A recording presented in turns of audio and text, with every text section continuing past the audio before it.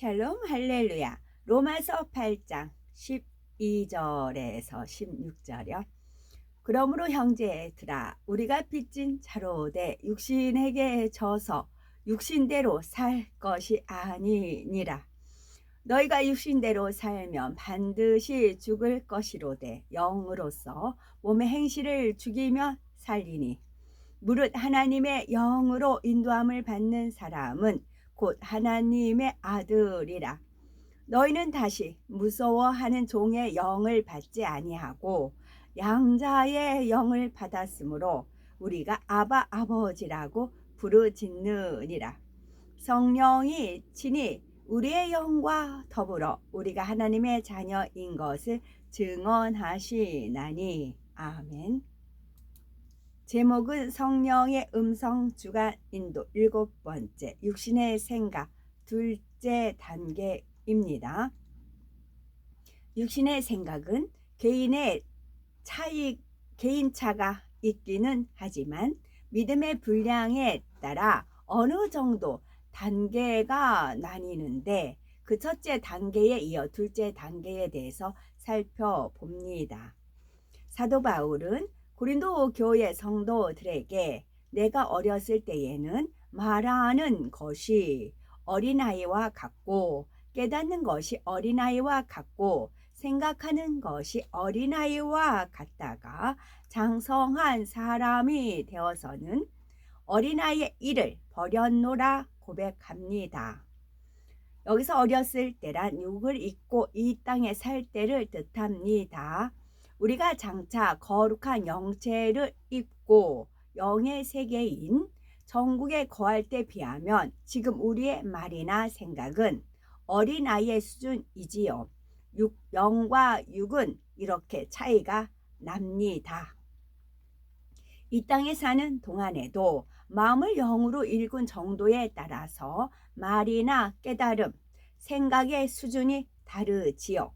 어린아이도 초등학생, 유아, 영아 등 각 단계에 따라 말과 생각이 다른 것처럼 영적으로는 믿음의 분량에 따라 말하고 생각하는 수준이 다릅니다. 로마서 8장 8절에 육신에 있는 자들은 하나님을 기쁘시게 할 수 없느니라 말씀했습니다. 육신의 생각이 있는 만큼 하나님 말씀에 순종할 수가 없습니다. 육신의 생각이 있으면 성령의 음성을 밝히 듣고 싶어도 밝히 들을 수가 없지요. 육신의 생각이 성령의 음성을 차단해 버리기 때문입니다. 육신의 생각이 있는 만큼 사단의 음성을 듣게 되지요. 그래서 자신이 어떤 육신의 생각을 하고 있는지 발견해서 깨트려야 합니다. 개인차가 있기는 하지만 육신의 생각은 믿음의 분량에 따라 어느 정도 단계가 나뉘어집니다. 육신의 생각 첫째 단계는 간략히 정리해 보면 육신의 생각이고 둘째 단계는 육신의 생각 첫째 단계는 곧 하나님을 믿지 못하도록 방해하는 육신의 생각은 성령의 음성을 듣기 위해 깨트려야 하는 육신의 생각 중 가장 초보적인 단계입니다. 이 육신의 생각은 주로 세상 지식과 이론에서 비롯되지요. 세상에 많은 사람이 바로 이 육신의 생각 때문에 하나님을 믿지 못합니다. 교회에는 출석하지만 아직 구원받을 만한 믿음을 갖지 못한 사람들도 바로 이 상황에 해당된다 할 수가 있겠지요. 그래서 성경은 고린도 후서 10장 5절에 모든 이론을 파하며 하나님 아는 것을 대적하여 높아진 것을 다 파하고 모든 생각을 사로잡아 그리스도에게 복종케 하니 말씀하지요. 하나님께서는 전도자들을 통해 복음을 전하셔서 각 사람 생각의 문을 두드리십니다. 그런데 안타깝게도 많은 사람이 이 세상 지식이 고상하고 주를 아는 지식, 곧 복음이 미련한 것으로 생각을 하지요. 전도하는 우리를 보고 어리석다, 거짓말한다 생각하기도 합니다. 복음이 자신이 아는 지식이나 이론에 비춰보면 도무지 믿지 않기 때문에 사실을 사실로 믿지 못하는 것이지요. 우리 중에도 하나님이 어디 계시냐, 눈앞에 보여달라고 했던 분들이 계실 수 있겠죠. 하지만 질병이나 가난, 가족 문제 등 막상 인생의 문제 앞에 서니 너무나 막막했고 세상 지식은 무용지물일 뿐임을 느끼셨겠지요. 그래서 이렇게 하나님을 찾아왔고 하나님을 만난 것이 아니겠는지요. 이처럼 심령이 가난해졌을 때 마음의 문을 열면 성령이 마음에 들어오십니다. 그 후로는 늘 함께 하시며 형통한 길로 인도하시지요.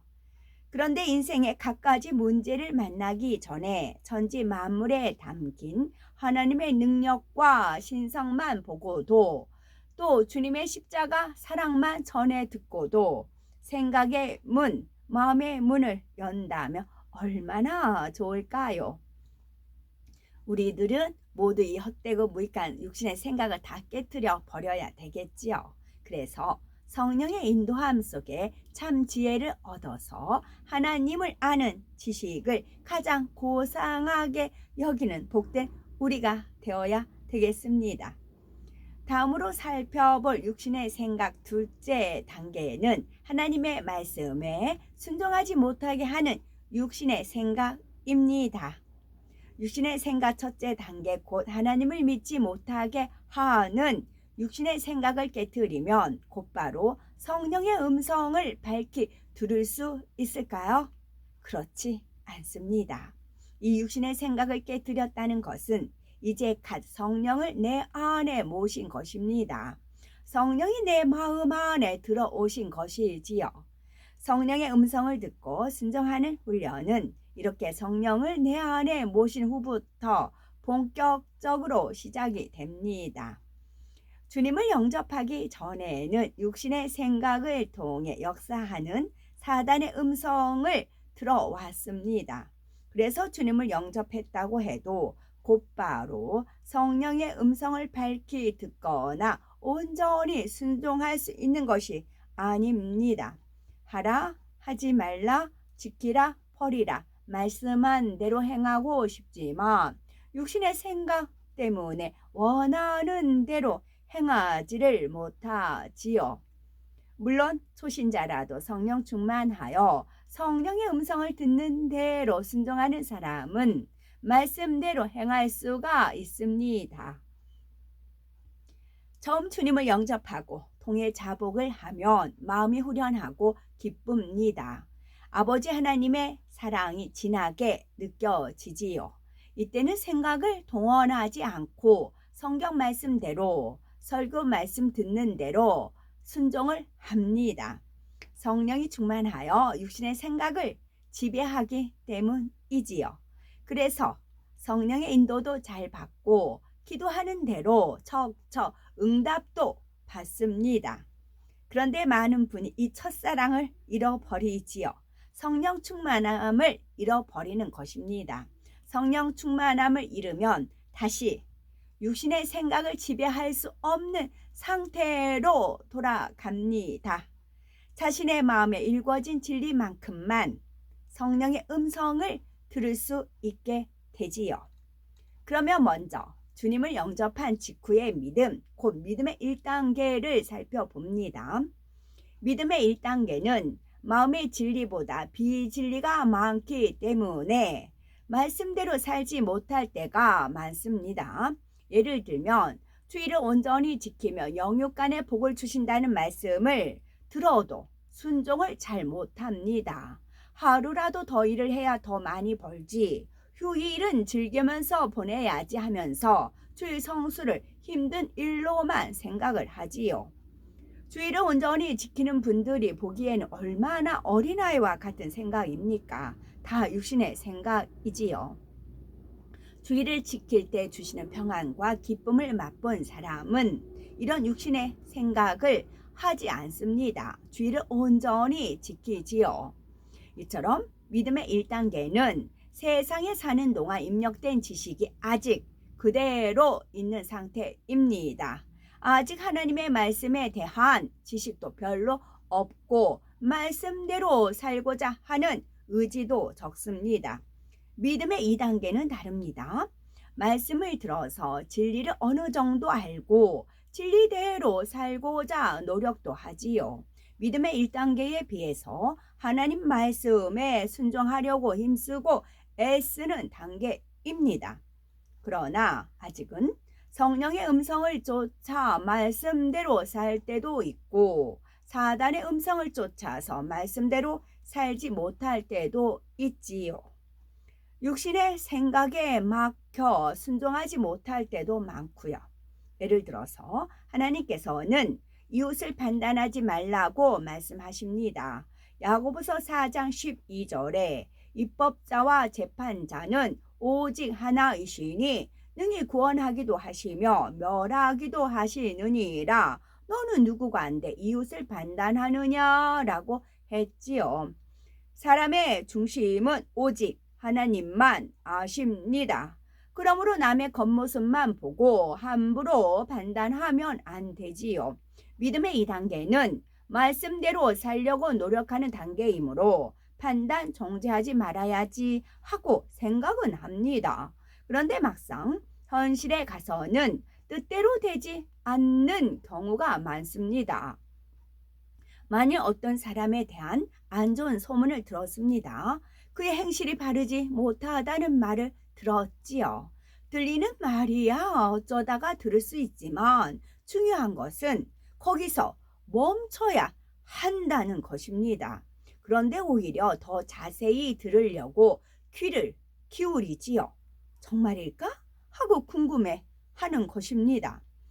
그 사람의 행실을 직접 본 것도 아닌데 다른 사람의 말만 듣고 그럴 수 있겠다라고 생각을 합니다. 더 나아가서는 그 말이 참인지 거짓인지 확인해 보지도 않고 남에게 전합니다. 자신의 느낌과 추측까지 보태기도 하지요. 이렇게 행하고는 내가 판단한 것이 아니라 사실이 그렇다라고 생각합니다. 진리의 말씀을 바탕으로 분별한다고 생각하기도 하지요. 이런 사람은 육신의 생각에 가려져서 자기 마음을 보지 못하는 사람이지요. 자기 안에 악이 있으니 남도 악하게 보고 오해하는 것입니다. 또 상대를 미워하는 마음이 있기 때문에 상대를 쉽게 판단하고 정죄합니다. 마음에 악이 없는 선한 사람은 다른 사람도 선하게 봅니다. 누군가가 다른 사람을 나쁘게 말하면 그대로 믿으려고 하지 않지요. 영혼을 사랑하기 때문에 오히려 그 소문이 사실이 아니기를 바랍니다. 육의 부모만 해도 자녀를 사랑하기 때문에 자녀에 대해 안 좋은 소문을 들으면 대부분 믿으려고 하지 않지요. 그 소문이 사실이라고 해도 그럴 리가 없어. 우리 아이가 얼마나 착한데 라고 선한 쪽으로 생각을 돌립니다. 무엇보다도 판단 정죄에는 교만이라는 비진리에서 비롯됨을 알아야 합니다. 겸손한 사람은 함부로 판단 정죄하지 않습니다. 중심에서 남을 나보다 낮게 여기고 하나님을 경외하기 때문에 두려워해서라도 감히 판단 정죄하지 못합니다. 또 어떤 분들은 설교를 들으면서 판단 정죄합니다.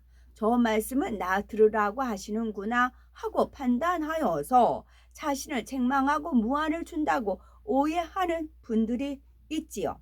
순전히 자기 육신의 생각 속에서 서운함을 갖는 것입니다. 어떤 분들은 저 이야기는 누구 이야기이다 라고 판단하기도 합니다. 엉뚱한 사람을 대입해서 다른 사람에게 전하기도 하지요. 이 모든 일이 다 육신의 생각에서 비롯되는 것입니다. 작은 일 같아 보일 수도 있지만 어떤 일들이 하나님 보시기에는 결코 작다고 할 수가 없습니다. 그런데 이렇게 육신의 생각으로 남을 판단하고도 자신의 악을 전혀 깨닫지 못하니 안타까운 것이지요. 그러므로 육신의 생각을 발견하기 위해 노력해야 하고 발견하는 즉시 신속하게 깨트려야 합니다. 앞으로 우리 주님이 다시 오실 때까지 영의 흐름과 육의 흐름은 더 극명하게 나뉩니다. 영은 더 급속하게 영으로, 육은 더 육으로 흘러가지요. 이때 거센 육의 물결 속으로 자신을 몰아넣는 것이 바로 육신의 생각입니다. 특히 나는 육이니까 하고 자신을 판단 정죄하거나 스스로 포기하는 것은 자신을 절벽으로 인도하는 것과 같습니다. 까마득한 절벽 아래로 떨어지는 폭포수처럼 육으로 빠져들게 하지요. 바로 사단이 육신의 생각을 통해 이렇게 만들어 갑니다. 육의 사람이 점점 소외감을 느끼고 도태되는 이유가 바로 이것이지요.